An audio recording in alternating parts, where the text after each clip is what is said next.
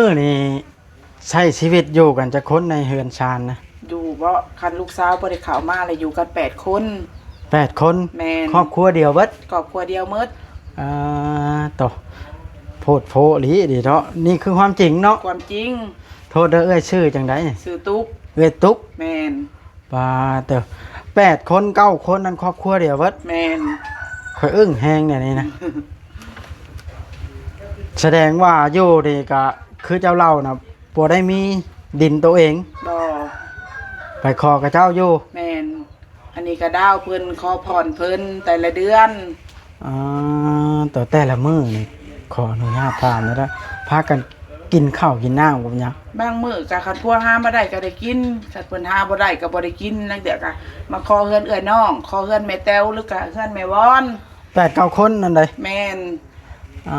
อันเถื่อก็เคยกินตอนเช้าตอนเพลนก็บ่ได้กินถ้ากินตอนแรงกันพอหามาได้ก็ถ้ากินตอนแรงบาทเดียวแต่ว่าเฮ็ดให้เฮ็ดนาอยู่บ่ซะบ่มีไหนาบ่มีบ่ได้เฮ็ดเนาะบ่ได้เฮ็ดข้าวนี่ซื้อกินโดย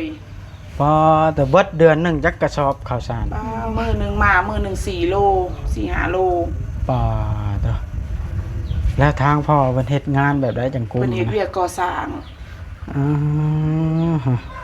ข่อยอึ้งในเรื่องจริงบ่นี่เรื่องจริงขอย้ำอีกจริงเนาะแม่นจังมื้อข่อยสิเข้าไปเบิ่งโดยแม้ว่าเบิ่งความจริงนะข่อยย่านแบบว่าบ่เห็นกับตาข่อยบ่อยากเชื่อปานใดเดี๋ยวนี้นะโดยบ่เป็นหยังอย่าลืมกดติดตามเพื่อเป็นกำลังใจให้ผมด้วยนะครับทุกคนขอบคุณมากๆครับพี่น้องโดยซึ่งเปิดภาพขึ้นมานี่เนาะกระทางเฮาก็ได้แวะเวียนมาเยี่ยมยามทาง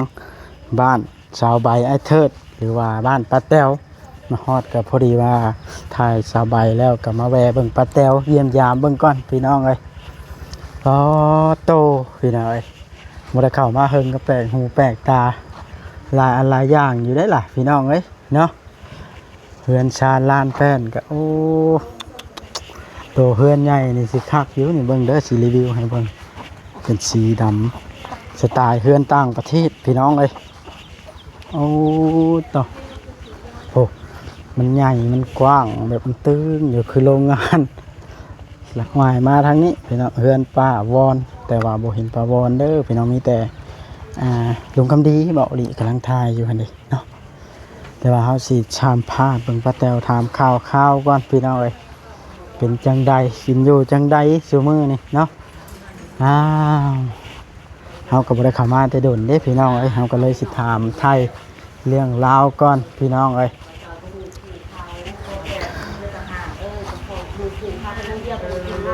นี่โอ้โถห่างอลิมาเบิ่งบาดในอันลูกติ่งเฮือนป้าแต๋ว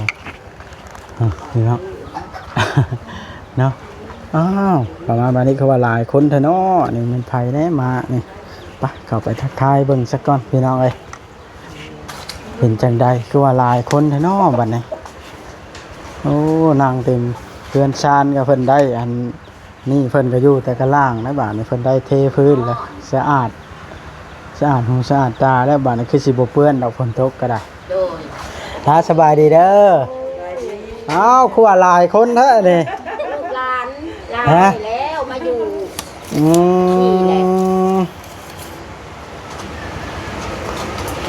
เบิ่งเด้อเป็นอะไรคุมื้อนี่สบายดีบ่สบายดีอยู่ไปนั่งได้บ่นี่ได้ตาโบดีใจแล้วคนได้บรรยูบนเช่าให้มีเพื่อนข้างว่าสิบังพัดลมเพิ่นนั่นนี่บ่แล้วบังพัดลมแล้วเทตะลุ่มตะล่างอะไรได้เฮือนได้ซ่านก็ดีใจไม่ป้ากะช้าถูกบุญคำนำสู้เพิ่นถึงชุมเจ้าผู้มาสอนมาสู้นี่แล้วได้ขออนุญาตได้ให้อยู่ดีมีแห้งเจ๊กะ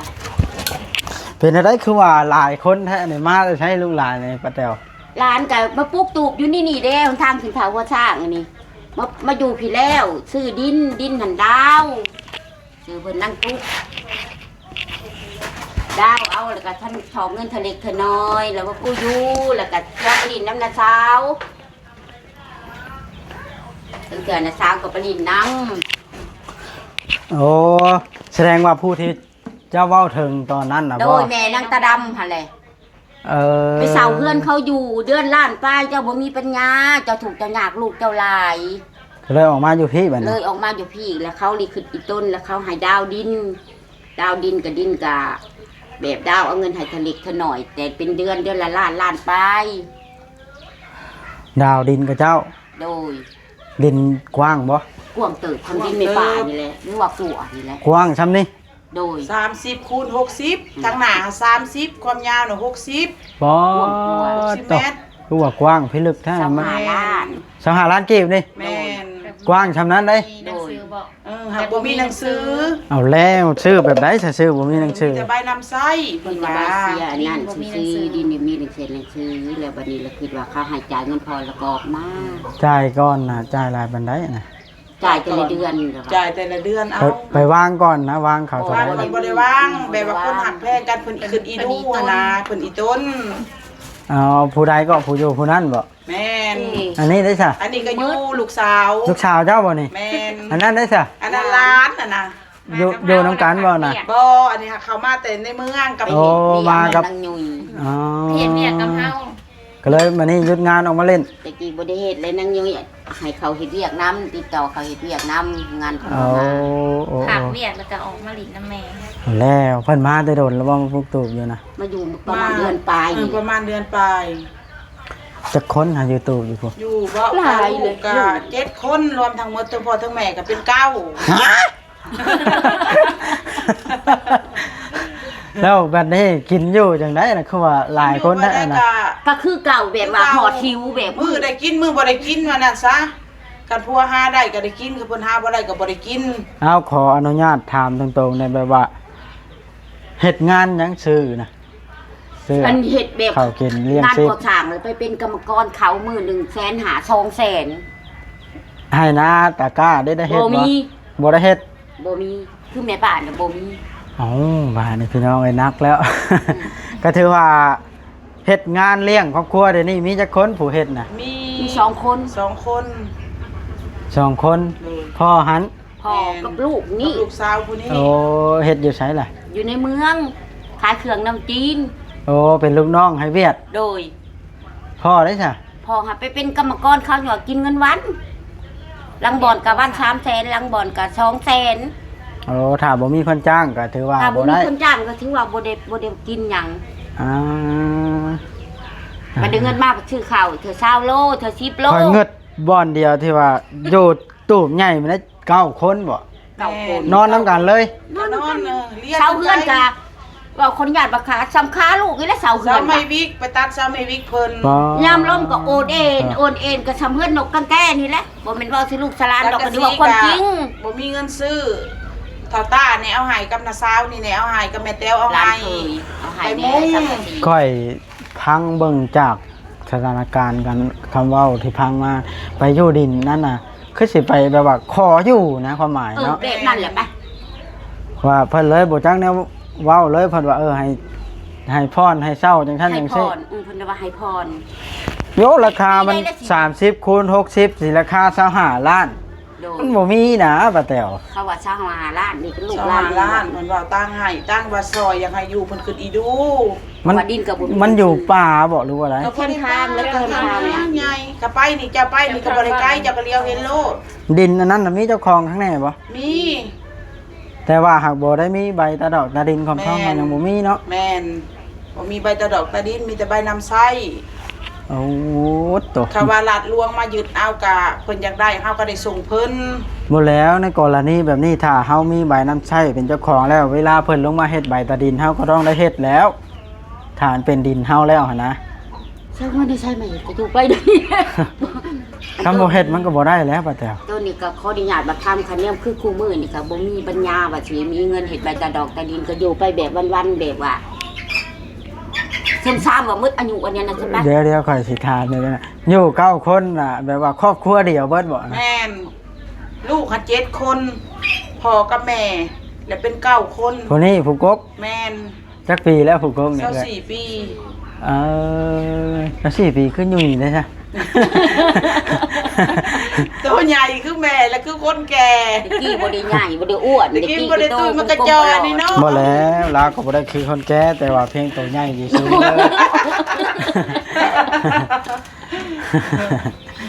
เออช่างเป็นหลีเนาะแล้วถามเนี่ยเอ้ยชื่อว่าจังได๋ ซื้อตุ๊ก เอ้ยตุ๊ก แม่น แม่ของนางด นางดำที่ว่ามาอยู่เพื่อนประมอนตอนนั้นน่ะเนาะว้าโตไปทางเงิดอะไรพี่น้องเอ้ย ำลูกก็ใหญ่เติบแล้วผู้ชายเขาก็ไปตัดเอาพื้นก็มาตูดฐานคือแม่ป้านี่แหละเขาก็บ่ได้อยู่ เออ มาขายสอบ1ชาว30บ่ได้ซื้อข้าวซื้อน้ำซอยพ่อซอยแม่ยามพ่อแม่บ่ได้ไปเฮ็ดเวียกน่ะได้เฮ็ดปลาแดกเป็นนัวก็คือแม่ป้าเฮ็ดลูกแม่ป้าเฮ็ดนี่แหละก็บ่มี เนี่ยผู้นี้ได้สร้างครอบครัวแล้วบ่ บ่มี ลูกกกลาง ยัง บ่มียังบ่มีผัว ยังมุ้ยผัวเลย แม่นยังบ่ได้เอาลูกเอาผัวเลย อ๋อ บ่เคยเอาวันนั้นซะ มานอนตู้ต้องการหั่น แม่ เดี๋ยวนี้ นอนตุกนะแม่มาอยู่นะแม่ แล้วแต่ละมื้อไปทำงานขี่รถหยังสบาย ขี่รถอีห้าง รถอีห้างมีรถอยู่เฮือนรถอีห้างกับล้อ รถ ขาง อีห้างกระดูกมันหมดแหละ อืม อันเสือมันหมดแหละกับล้อข้าง อืมปัดตกพี่น้องนี่ก็ เรื่องเสือก็ไปนอนน้ำอยู่ห้องน้ำนางยุย น้ำเสือก็นอนอยู่เฮือนน้ำเอื้อยน้ำ 3 คนนี่ แม่นแล้วก็เอื้อยไปส่งไป ผู้ เวีย ส่ง เอาเราอยู่นี่เราทำงานอยู่สวรรค์เนาะ โดยเพราะว่านางนี่เพิ่นมีรถแล้วก็ไปส่งไปตลาดนั่นเด้ คันแบบว่าสิพากันออกมาหาเฮ็ดให้ใช้นานี่เห็นบ่มี บ่มีไห้มีหน้าเกี่ยวบ่มี บ่ มันก็สิชวนเพิ่นไปซอยเขาปีนี้บ่มีให้มีหน้าก็สิพาหลานไปขึ้นบ้านนาเทิงพุ่นแหละไปซอย ว่าลูกหลายแท้เนาะบ้านนี่ เอากันขออนุญาตนะอยู่น้ำผัวได้จักปีแล้วเอ้ย ปาเอากันแต่อายุ18 ปีได้ ตอน เอาก็พอเพิ่นฮะ ตอนนี้จักปีแล้ว ตอนนี้39 ปีสิเข้า40แล้ว40แล้ว เอา แม่ป้ายังเว้าอยู่น้องแม่ป้าบ่มี แล้วอันนั้นแบบว่า นี่ เป็นญาติกันแบบใดกับป้าแต๋วนี่ แม่ของข่อยน่ะเป็นเอื้อยป้าแตว เอา เป็นเอื้อยคิงเอื้อยกกแล้วก็เป็นเอื้อยป้าวอนอีก ป้านี่ แสดงว่าแม่ของเจ้าเป็นเอื้อยป้าวอนเอื้อยป้าแต๋ว แม่นเอื้อยคิงคนนี้ในนามว่าหลาน ก็แม่เพิ่นนี่แหละเลี้ยงของแม่ของแม่ป้านี่ก็ตายจนยังน้อยๆแม่ป้านี่เป็นน้องสาวหลากันนางวอนแล้วกันนี่แล้วก็แม่เพิ่นนี่แหละเลี้ยง ลูกลาวนี่มีผู้ชายบ่ มี อ๋อ ผู้ชาย มี3-4 คน 4 คน ใหญ่เบิดล่ะ ใหญ่เป็นบ่าว2กับผู้เฒ่าโดนัทหันเฮาก็ได้12 13 ปี ใหญ่เป็นบ่าวแล้วหายังอยู่น้ำกันอยู่ ก็อยู่นํกันหมดอยู่นํกันหมด ลูกอังเลยบัดนี้เนาะ ไปตัดพื้นในป่ามาเฮ็ดทานได้ ไปตัดพื้นค่ะไปตัดพื้นมาเฮ็ดทาน พื้นอันเพิ่นเอามาให้นี่ก็สิเผากับพื้นเพิ่นนั่นแหละลูกเพิ่นแล้วมาตัดมาให้ เรื่องนี้ข่อยเว้าตรงๆเด้อข่อยบ่อยากอันนั้นบ่ได้บ่อยากสิเชื่อบ่ได้คือว่า บ่เชื่อก็ไปเบิ่ง อยากให้ เห็นเจ้าจริงเลยเว้าออกไปนี่มีแต่พูดความจริงหมดบ่ได้เว้าเอา อันนี้ก็ขอโทษน้ำเด้อที่ เออ บ่อยากเชื่อนะเพราะว่ามัน โอ้ย เหลือเชื่อแฮงหั่นนะเมื่อก่อนแต่ก่อนย้อนกลับไปพากันอยู่ในไสซะ เศร้า ก็อยู่ก็เศร้าอยู่แล้วก็ เศร้าอยู่ ดินน่ะเพิ่นขายหั่น ตัวนี้ เพิ่นเอาผู้นี้เข้าห้องหมอ เด้ผู้นี้ลูกเข้าห้องหมอ แล้วเอาไปยืมเงินในวันเขาเงินเพิ่นมันมีขี้ดอก เป็นหนี้เป็นศีลเพิ่น จังได้ขายให้ จะขายมาใส่หนี้เพิ่น ดินตอนที่ขายให้นางสบายนี่ก็ตอนนั้นน่ะแม่ว่าจำเป็นต้องใช้เงินบ่ แม่น ใส่เงินนางอันเขามอลไปยืมเงินเขาไปนี่ล้านหนึงออก200,000ป้าสิเว้าจะยืมชาวล้านเจ้าว่าเดือนหนึงเท่าไรจะบ่มีปัญญา โอ้โถ นางเงินเขาของหมอหลอดตายนี่ในบ้านนี่ไปหนังเผา7 มื้อบ่มีกี่เอ้ยอันนี้ขอ เมื่ อ อ นุ ก่อ ญาน ตบาดคำ เว้าอะไรไปเลยสิถามเมื่อก่อนตอนที่ถ้าข่อยเข้ามาเป็นเดือนเป็น2ถ้าข่อยอยู่นี่เนาะลาวอยู่ไส เฮ็ดเวียกดิเซาอยู่น้ำเอื้อยนี่เด้เซาห้องอยู่ ชุก น้ำ คอ เอื้ ย อย เศร้าห้อง เบิดครอบครัวนะ แม่นสิเว้าน้ำเศร้าอยู่บัดนี้คันเมื่อเดือนมาพอหาเงินบ่ได้ก็เฮาบ่มีเงินให้เพิ่นก็เพิ่นไล่เอานี้เพิ่นก็บอกว่าชุมเจ้าย้ายนี้ซะเด้อ เรื่องเถื่อกับ ไป แม่ป้าสิเว้าตรงๆนี่แม่ป้าบ่อายเรื่องเถื่อกับแบบหลักนี้ก็คืน เอา อยากจะคองเฮือนเขาหูนี่แม่เว้าแม่ป้าเว้าตรงๆโลดอันนี้ อันนี้นะขอโทษน้ำเด้อข่อยสิเว้าตรงๆซะ โดย แม่ว่าบ่ได้สร้างคอนเทนต์อีหยังว่าเรื่องจริงบ่ เรื่องจริง บ่มีคอนเทนต์เด้อ บ่มีอีกแนวอื่นเรื่องจริงแม่ป้าเว้าไปนี่เรื่องจริงหมดเรื่องชีวิตของลูกหลานนี่นี่เว้าความจริง เซาของเพิ่นหลักหนี้ อ่า ชีวิตความทุกข์มันเป็นหน่อย แล้วเป็นหยังแล้วให้เลยบ่ได้นี่ว่าดอกค่อย ทุกข์ ก็ อันนี้ได้ บ่ได้ตั้งใจถามได้เลย บ่แบบว่า โอ้ยตาย ก็แกล้งสู่เอื้อยสู่น้องพังโลดอันนี้ค่ะ อ่า ชีวิตเราถูกอลีเลย แม่ว่า บ่มีกี่เอ่ย ทุกข์อหลีอหลอเนาะของเราเนี่ย โดย เพื่อลูกน้องดำมาเลยไปขอข่าวอยู่วัดมาให้แม่ให้อ้ายให้ยังกินบ่ได้อ้ายน้องดำ แล้วก็มีเท่าโดนัทแล้วก็มีนางดำเป็นขอข่าวเพราะว่าเพื่อนชาวไปอยู่ใกล้กันย่างไปแหละย่างไปขอข่าวขอขนมแล้วมันสู่เอื้อยสู่น้องกิน อันนี้ความจริงโลดแม่ป้านี่ก็บ่แม่นสิเว้าตัว โดยละอันแบบว่าสมมุติว่ามีการช่วยเหลือเกิดขึ้นนี่เนาะบางค่อย โดย นั่ง นั่ง ได้ นั่งเท่านั่ง แบบว่ามีการช่วยเหลือเกิดขึ้นในลักๆแล้วนี่ต้องการอีหยังแบบว่า ต้องการความช่วยเหลือหั่น ต้อ นะ งการความช่วยเหลือบ่ยังได้เฮือนพอได้พาลูกอยู่ อยากได้เฮือนพอได้ซนได้เช่า แม่น อ้าวดินยังบ่มีอยากได้เฮือนสิพวกใช้ซะบัดนี้ กระดิ้นคู่มือนี่แหละก็ดาวเพิ่นอยู่หั่นแหละ เฮายังบ่มั่นใจว่าสิเป็นของเฮาลักๆแล้วนี่ข่อยสิเว้าแทนจะต้องดินก่อน โดยแม่น อ่าอืม ดินก็เขาอยากได้อยู่ดินก็อยากได้เฮือนก็อยากได้พอได้พาลูกซนพ้นตกพ้นลิ้น มีแต่ว่ามึงข่อยมีโอกาสข่อยสิบุกไปหาถึงเพื่อนเลย โดย มีช่องทางการติดต่ออยู่บ่เนี่ย มีก็มานี่เลยแม่ เอ แม่ อ ป้า มา ก็ หา พา ป้า ไป แตวก็ได้ แม่พา ให้ ไป ป้าแตวพาไป เรื่องให้หน้าตะกร้าเนี่ยบ่มีแต่เกิดบ่หรือว่า บ่มี มี แต่เกิดบ่มีแต่เกิด เอา แล้วไห้หน้าตะกร้านี่บ่มีแต่เกิด ป่าตกเนาะก็คือข่อยเคยสัมภาษณ์น้องดำแต่ก่อนแล้วน้องดำไม่เท่านี้เนาะลูกสาวแล้วนี่เนาะ โดย แม่น เดี๋ยวนี้ไปใช้ใช่ เพิ่นอยู่เฮือนพุ่นแหละลิ้นอยู่เฮือนกับหมู่กับน้อง เอ พุ่นแหละบ่ได้มา ตัวโชคชะตาเนาะมันเลือกบ่ได้เนาะอันนี้ข่อยยังอึ้งอยู่ได้นี่พังเล่าเชื่อนี่จักมือข่อยต้องไปเห็นตัวจริง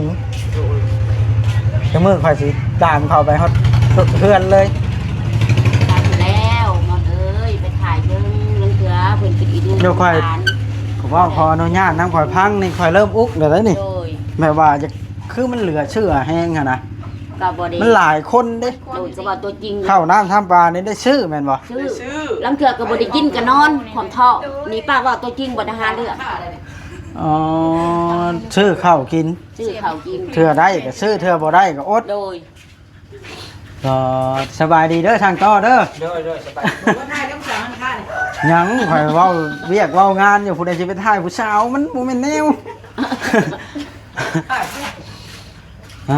พังแล้วข่อยยังอึ้งเบาที่ไงเรื่องนี้แหละจังมือต้องบุกไปหา ชื่อแล้วนะ แม่นางดำนี่แล้ว ฮะเอ้ยตุ๊ก นี่ บ่ โดย เอ้ยตุ๊ก